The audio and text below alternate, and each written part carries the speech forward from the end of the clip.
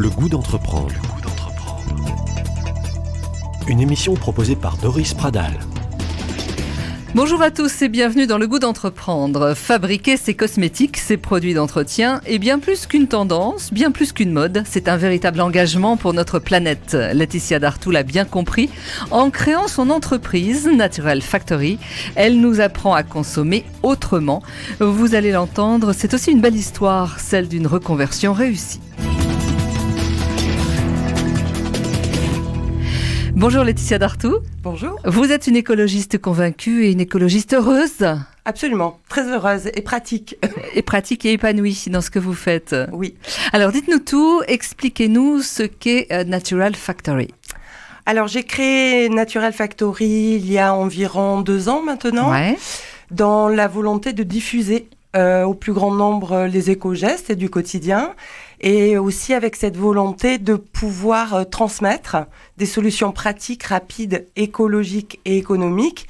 Et je me sers de ce levier pour parler un petit peu des problèmes, parce qu'il y a quelques problèmes quand même. Mais il faut fournir les solutions. D'accord, ok. Donc vous partez du postulat problème ou du postulat solution? Je pars du postulat solution. Je pense que c'est la clé. Sinon, on va être un peu dans quelque chose d'un petit peu anxiogène. Donc, de partir des solutions et qui vont avoir des leviers économiques, c'est très important. On va pouvoir, en partant de choses très simples à faire que tout le monde pourra faire chez soi, comprendre un petit peu ces problématiques. Nous, on est surtout dans l'écologie du quotidien. Et on essaie de transmettre justement les moyens de changer au quotidien. Alors, quand vous parlez d'éco-gestes, Laetitia, c'est-à-dire, là, vous me parlez du quotidien, c'est-à-dire, par exemple, fabriquer ces produits ménagers, vaisselle, lessive, etc. Nous, le dada, quand même, c'est les produits d'entretien maison. Voilà, parce que l'impact au niveau environnemental est majeur. Et que ça, concrètement, on peut avoir des solutions très, très simples et non chronophages, parce qu'il faut aussi se rendre compte que les gens n'ont pas le temps au quotidien d'avoir ce type de changement. Tout à fait. Et aussi économique, on va réaliser jusqu'à 85% d'économie. Donc ça, c'est un vrai levier pour que tout le monde puisse se mettre aux éco-gestes, et que particulièrement les produits d'entretien ont un impact sur la qualité de notre air intérieur et la qualité de nos ressources en eau potable. Qu'est-ce qui est le plus nocif d'après toutes les études que vous avez pu lire et sur lesquelles vous avez travaillé? Alors, évidemment, plus le produit détergent est fort, impactant, plus son impact sera important au niveau qualité de l'air et qualité de l'eau. D'accord. Alors fort, c'est-à-dire comment on peut savoir, nous, en tant que consommateurs, par exemple, si prenons une lessive? Alors, les lessives vont être effectivement très impactantes, notamment... Alors, il faut savoir qu'on va faire plus de 300 lessives par seconde en France. Ah oui, d'accord. Voilà, donc c'est le collectif qui crée un vrai problème. Et que, évidemment, on peut avoir le recours de produits écologiques, mais là, il y a un surcoût majeur, donc on ne va pas tous s'y mettre. Donc, l'idée de faire soi-même sa lessive, ça veut dire qu'on va pouvoir, en 2 minutes chrono, faire une lessive qui va nous coûter 10 centimes le litre. D'accord. Bon, et alors, biodégradable. Biodégradable, ça, d'accord, mais est-ce que ça lave aussi blanc que blanc? Tout à fait. Et nous, on a bien cherché des solutions pour qu'on ait un même rendu qu'une lessive du commerce. Alors, pour ce faire, il va falloir faire des petits ajouts, c'est ce que j'explique.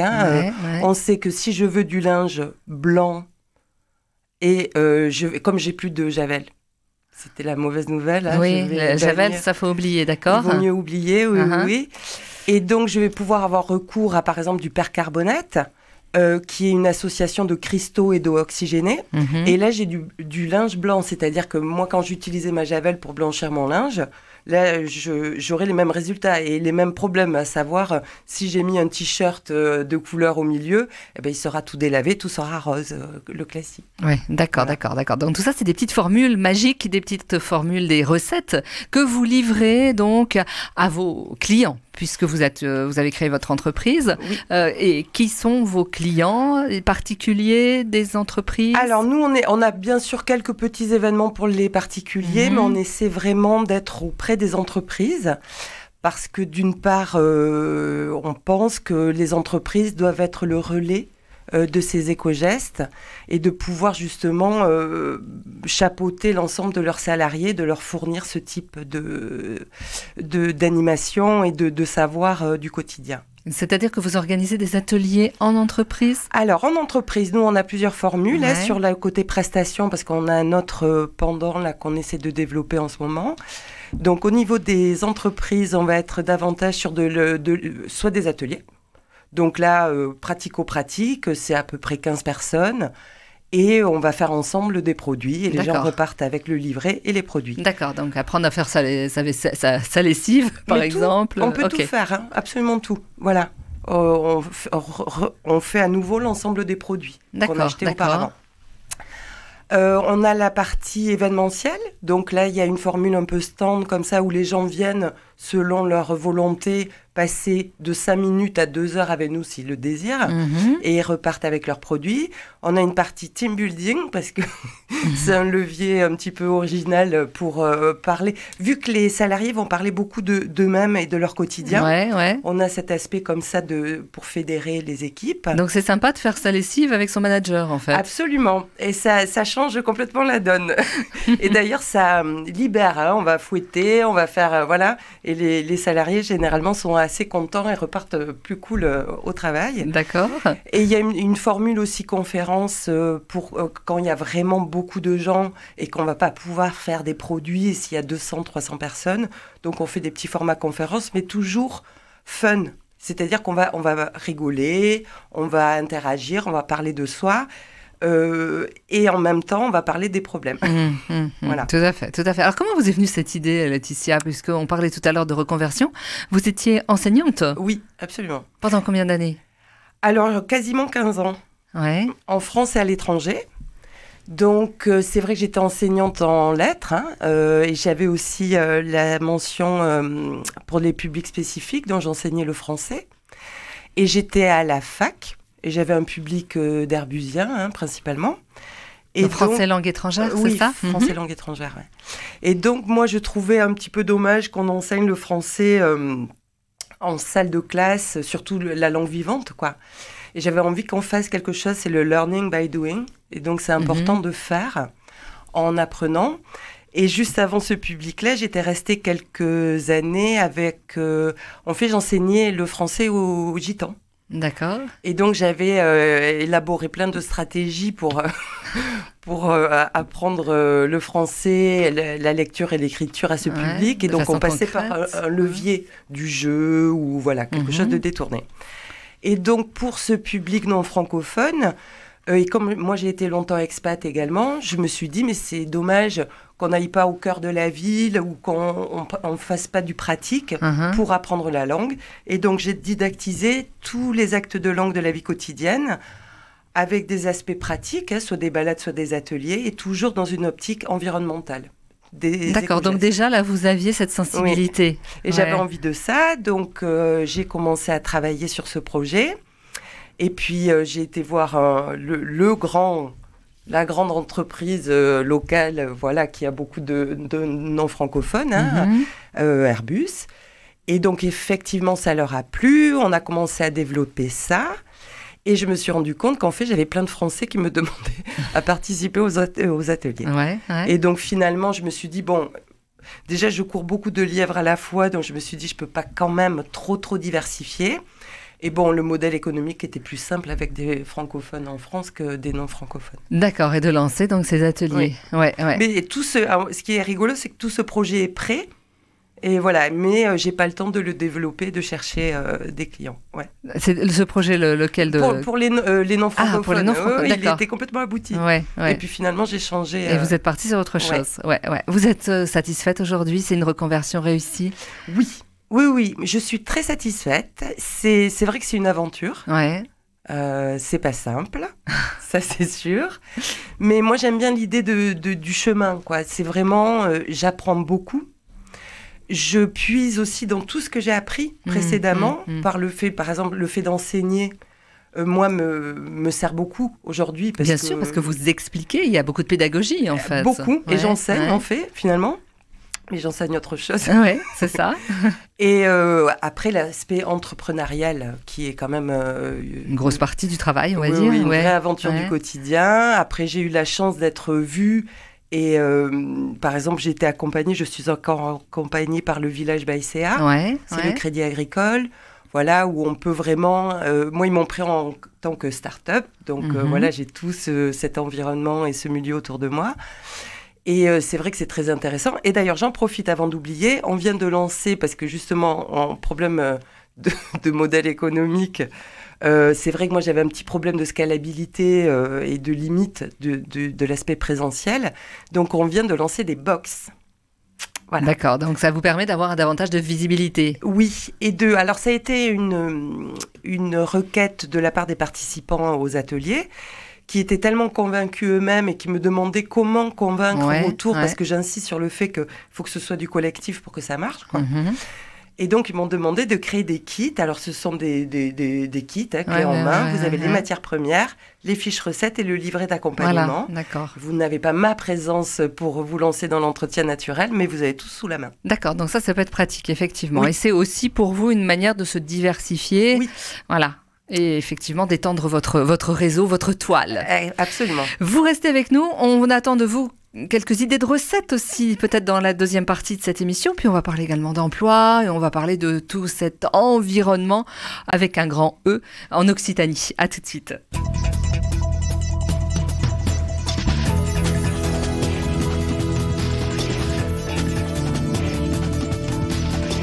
Le goût d'entreprendre, Doris Pradal. Merci de rester avec nous sur Radio Présence, le goût d'entreprendre, où nous recevons des entrepreneurs, des gens qui ont des idées, des gens qui osent, de toute la région Occitanie. Avec nous aujourd'hui, Laetitia Dartout. Merci Laetitia, vous avez créé Natural Factory, où vous proposez donc de créer ses propres produits d'entretien pour changer notre quotidien et puis pour changer également, bien évidemment, un peu notre planète et notre environnement. Ce sont les petites gouttes, vous savez, qui font les grands fleuves. Bonjour Gilles Brochen. Bonjour. Un de nos précieux référents, consultant éthique pour le goût d'entreprendre. Merci Gilles d'être avec nous. Gilles, vous faites le ménage ? Régulièrement. Voilà. On le savait, ça, on le savait, on le savait. J'espère que mon épouse n'écoute pas, mais c'est vrai. Là, vous êtes engagé maintenant. Première question à Laetitia. Oui, vous dites que vous voulez accompagner les entreprises et les collectivités pour conduire, quand elles veulent conduire une démarche RSE. Est-ce que vous pouvez expliquer à nos auditeurs ce que c'est qu'une démarche RSE et en quoi vous intervenez ? Alors, c'est très vaste, et c'est vrai que là, moi, c'est mon quotidien. Je me rends compte que personne n'a la même vue de cette démarche RSE, et même l'acronyme a plusieurs significations. Ouais. Donc, c'est super compliqué. Nous, on ne s'inscrit pas dans une démarche absolument globale. On ne va pas régler le problème RSE de l'entreprise. Alors, RSE, on va le préciser, responsabilité sociétale des entreprises. Voilà, mais on va lire aussi responsabilité sociétale et environnementale. Enfin, c'est vrai que c'est assez compliqué. En tout cas, c'est une sorte de cahier des charges où les entreprises essaient de s'inscrire au maximum. Nous, l'apport qu'on peut faire dans cette démarche, c'est vraiment autour de l'aspect sociétal, au niveau des salariés et de leur engagement. On ne peut pas impacter sur le process de l'entreprise ou des choses comme ça, malheureusement. Et est-ce que vous considérez que le bien-être au travail est un facteur d'efficacité ? Oui, absolument. S'il est mené judicieusement et avec des actions convenables. D'ailleurs, nous, on s'inscrit complètement dans cette qualité de vie au travail. Et souvent, c'est par ce biais-là qu'on rentre dans les entreprises. Alors, quels sont les arguments que vous développez auprès des chefs d'entreprise, vos futurs clients, pour qu'ils fassent appel à vos services ? Alors, moi, j'ai beaucoup de chance. C'est que... en fait, ça se passe tellement bien. Quand on intervient dans une entreprise, j'ai beaucoup de gens qui me sollicitent. Donc, je ne fais pas vraiment de démarchage extrêmement compliqué. Alors, c'est vrai que sinon, c'est super difficile pour moi de faire ce qu'on appelle dans le dur, quoi, d'arriver vraiment devant la porte.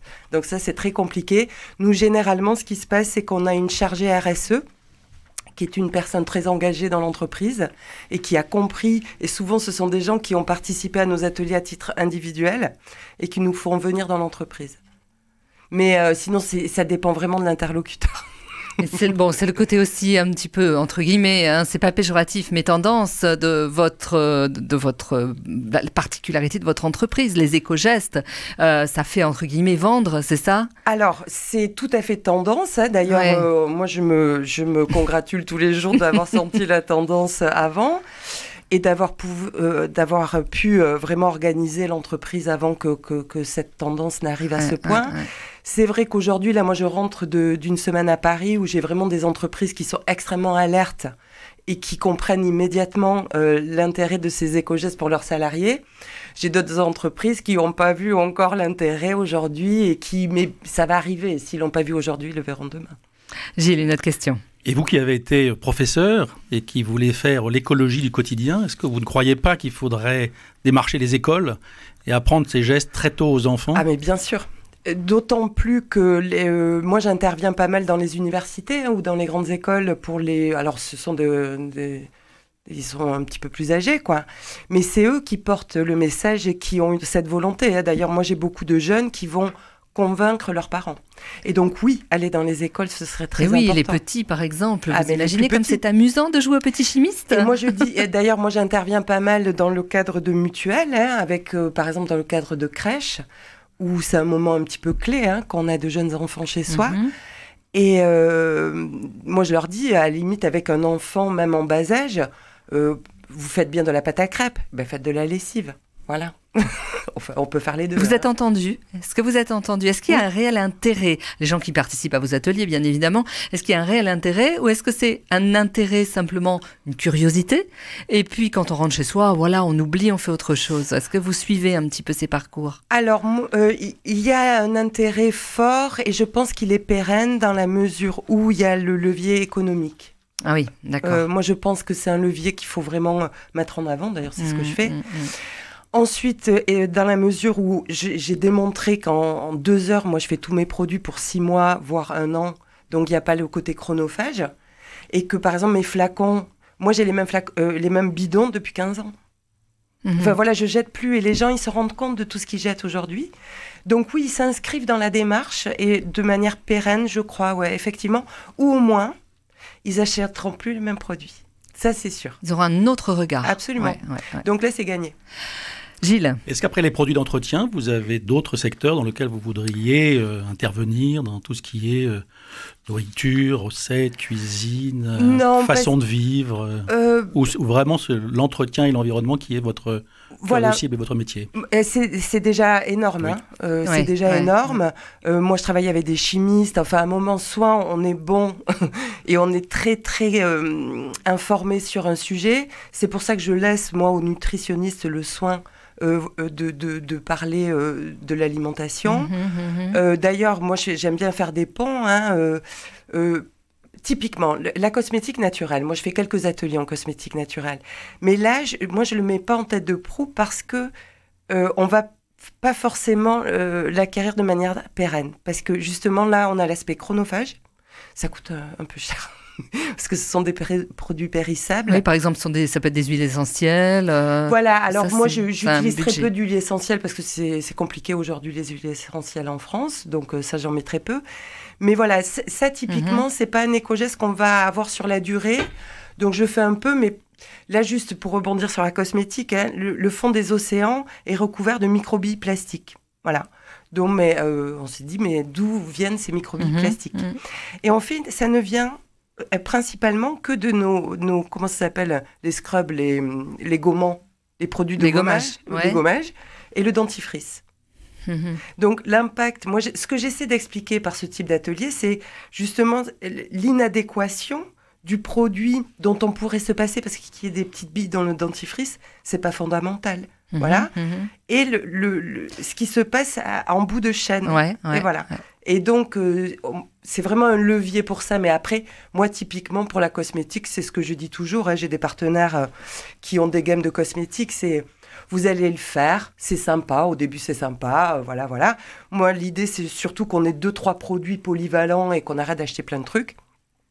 mais c'est un peu quand on fait son pain soi-même, on le fait tout un temps, c'est super et tout. Puis un jour, vous n'avez pas le temps, et puis vous allez l'acheter chez le boulanger, puis vous vous rendez compte qu'il est quand même meilleur que le vôtre. Et donc finalement, vous retournez acheter. C'est vrai, mais tout à fait. C'est tout à fait ça. C'est tout à fait ça. Donc l'entretien, ça, on va tenir les éco-gestes, alors que le reste, je ne suis pas sûre. Mais pourquoi on tient davantage l'entretien? Parce que c'est simplissime. Ouais. C'est vraiment simple. Et parce que vous pouvez préparer pour plusieurs mois à l'avance. Voilà, c'est vraiment super simple et je n'ai aucune satisfaction à acheter mon produit détergent au supermarché. Gilles. Vous êtes inquiète sur l'évolution de l'écologie de notre monde? Vous êtes inquiète pour nos enfants ou vous pensez que ce monde va réagir et que vous en faites partie? Alors, je suis à la fois inquiète et optimiste. Je répondrai comme donc, ça. Donc, solution avant problème. Solution avant problème. Et effectivement, nous, on a les entrepreneurs comme ça qui se positionnent dans l'écologie. On se rend compte qu'on nous entend, on nous écoute aujourd'hui. Donc, on est très contents. Nous, on intervient sur les éco-gestes des particuliers, même si je passe par le biais d'entreprises en grande partie. Après, il va falloir que tout le monde s'y mette. C'est vrai qu'à un niveau, le politique doit s'impliquer beaucoup plus, bien sûr. Mais vous avez quand même le lobby des grosses entreprises. Et qu'est-ce que vous faites? J'allais dire, qu'est-ce que vous pouvez faire contre ça? Moi, à titre de ma petite entreprise, oui, pas grand-chose, si ce n'est motiver les gens, parce que moi, je crois que le pouvoir réside justement dans le consommateur. Donc, si le consommateur reprend un positionnement fort, ça peut marcher.